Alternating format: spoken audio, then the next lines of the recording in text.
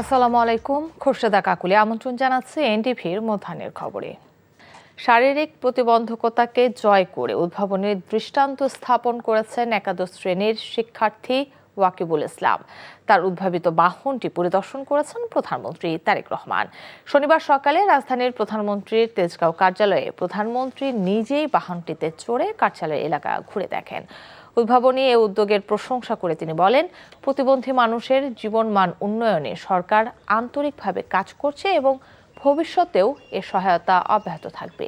এ সময় স্বল্প খরচে আরও নিরাপদ ও আধুনিক যানবাহন তৈরিতে গবেষণা ও পরিকল্পনার উপর গুরুত্বারোপ করেন সরকার প্রধান। এ সময় প্রতিবন্ধী ব্যক্তিদের পক্ষ থেকে বিভিন্ন সমস্যার কথাও তুলে ধরা হয়। এসব সমস্যা সমাধানে কার্যকর পরিকল্পনা গ্রহণের আশ্বাস দেন প্রধানমন্ত্রী। ফলো আপ চিকিৎসা ও স্বাস্থ্য পরীক্ষার জন্য লন্ডনের উদ্দেশ্যে ঢাকা ত্যাগ করেছেন রাষ্ট্রপতি মোহাম্মদ শাহাবুদ্দিন। সকালে বিমান বাংলাদেশ এয়ারলাইন্সের একটি নিয়মিত বাণিজ্যিক ফ্লাইটে হযরত শাহজালাল আন্তর্জাতিক বিমানবন্দর ত্যাগ করেন রাষ্ট্রপতি। পরিবারের সদস্য, রাষ্ট্রপতির চিকিৎসকবৃন্দ, স্টাফ, নার্স ও বঙ্গভবনের সংশ্লিষ্ট কর্মকর্তা কর্মচারীগণ এ সফরে রয়েছেন। চিকিৎসা শেষে আগামী 18 মে রাষ্ট্রপতির দেশে ফেরার কথা রয়েছে। উল্লেখ্য, 2023 সালের অক্টোবরে সিঙ্গাপুরে রাষ্ট্রপতির কার্ডিয়াক বাইপাস সার্জারি সম্পন্ন হয়। 7 দিনের জাপান সফর এবং ব্যাংককে চিকিৎসাধীন জুলাই যোদ্ধাদের সাথে সাক্ষাৎ শেষে দেশে ফিরলেন বিরোধী দলীয় নেতা এবং জামায়াত ইসলামীর আমির ডক্টর শফিকুর রহমান। জাপানে 1 সপ্তাহব্যাপী সফর শেষে দুপুর 12টায় হযরত শাহজালাল আন্তর্জাতিক বিমানবন্দরে অবতরণ করেন তিনি। দলীয় নেতাকর্মীরা তাকে স্বাগত জানান। জাপান সফরে দেশটির গুরুত্বপূর্ণ ব্যক্তিবর্গের সাথে বৈঠক করেন।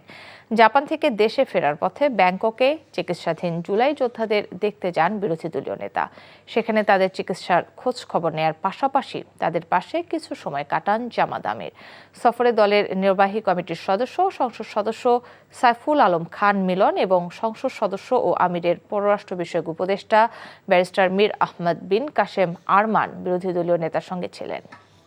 যুক্তরাষ্ট্রের ফ্লোরিডায় নিহত বাংলাদেশি পিএইচডি শিক্ষার্থী নাহিদা সুলতানা বৃষ্টির মরদেহ দেশে পৌঁছেছে। দাফনের জন্য মরদেহ গ্রামের বাড়ি মাদারীপুরের সদর উপজেলার চর গোবিন্দপুরে নেয়ার কথা রয়েছে। গত 16 এপ্রিল যুক্তরাষ্ট্রের ইউনিভার্সিটি অফ সাউথ ফ্লোরিডায় অধ্যয়নরত 2 বাংলাদেশি পিএইচডি শিক্ষার্থী লিমন ও নাহিদা সুলতানা বৃষ্টি নিখোঁজ হন। পরদিন তাদের এক বন্ধু বিষয়টি বিশ্ববিদ্যালয় কর্তৃপক্ষকে জানান। পরে পুলিশ নিশ্চিত করে দুজনই হত্যাকাণ্ডের শিকার হয়েছেন।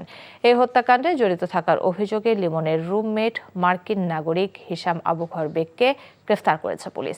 একই ঘটনায় নিহত জামিল আহমেদ লিমনের মরদেহ গত 4 মে ঢাকায় পৌঁছায়।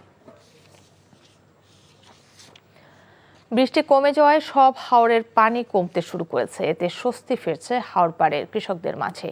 তবে হাওর জুড়ে রয়েছে শ্রমিক সংকট। হারভেস্টার মেশিন দিয়েও কাটা যাচ্ছে না ক্ষতিগ্রস্ত ধান। অনেক জায়গায় ভেসে ওঠা ধান পানি থেকে হাতে টেনে সংগ্রহ করছেন কৃষকরা। ঢলের পানিতে তলিয়ে মৌলভীবাজার জেলায় প্রায় 100 কোটি টাকার ধান নষ্ট হয়েছে। ক্ষতিগ্রস্ত হয়েছেন 25,000 কৃষক। কৃষি বিভাগ বলছে 4,206 হেক্টর জমির বোরো ধান নষ্ট হয়েছে। তবে কৃষকদের হিসেব মতে ক্ষয়ক্ষতির পরিমাণ এর চেয়েও কয়েক গুণ বেশি। শুধু জিপিএ 5 নির্ভর শিক্ষা ব্যবস্থা থেকে বের হয়ে গুণগত কারিগরি শিক্ষার জন্য কারিকুলাম তৈরি করবে সরকার।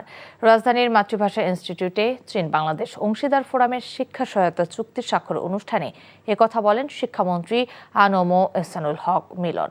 শিক্ষামন্ত্রী বলেন, তৃতীয় ভাষা শেখাকে বাধ্যতামূলক করছে সরকার। চীনের মতো কারিগরি ও মানসম্মত শিক্ষায় গুরুত্ব দেয়া হবে। বিপুল পরিমাণ জনসম্পদকে প্রকৃত শিক্ষা দিতে প্রথমে শিক্ষকদের চীনের সঙ্গে যৌথভাবে আধুনিক শিক্ষাদানের প্রশিক্ষণ দেয়া হবে।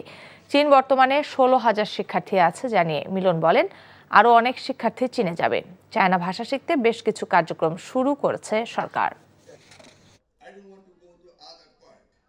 This time, our Honorable Prime Minister, he allowed us to take as much as 5% of our GDP in the education sector. So it is our good luck. We need the proper education and skill development, and that can move our country in forward. ভারতের পশ্চিমবঙ্গে সাম্প্রতিক রাজনৈতিক পরিস্থিতিকে কেন্দ্র করে সম্ভাব্য অনুপ্রবেশ ঠেকাতে হিলি সীমান্তে সর্বোচ্চ সতর্কতা জারি করেছে বিজিবি। জয়পুরহাট ২০ বিজিবি ব্যাটালিয়নের অধিনায়ক লেফটেন্যান্ট কর্নেল লতিফুল বারী জানান, হিলি সীমান্ত ও চেকপোস্ট এলাকায় ২৪ ঘণ্টা সিসিটিভি ক্যামেরার মাধ্যমে নজরদারি চালানো হচ্ছে। ব্যাটালিয়ন সদর দপ্তরে নিয়ন্ত্রণ কক্ষ থেকে সার্বক্ষণিকভাবে সীমান্ত পরিস্থিতি পর্যবেক্ষণ করা হচ্ছে। তিনি আরও বলেন, যাত্রীবাহী বাস সহ বিভিন্ন যানবাহনে নিয়মিত তল্লাশি চালানো হচ্ছে। সন্দেহভাজন নারী যাত্রীদের তল্লাশির জন্য নারী বিজিবি সদস্য মোতায়েন রাখা হয়েছে। তল্লাশি কার্যক্রমকে আরও কার্যকর করতে বিজিবির ডগ স্কোয়াড ব্যবহার করা হচ্ছে। সীমান্ত পরিস্থিতি স্বাভাবিক রাখতে বিজিবির গোয়েন্দা সংস্থাগুলো সার্বক্ষণিক কাজ করছে।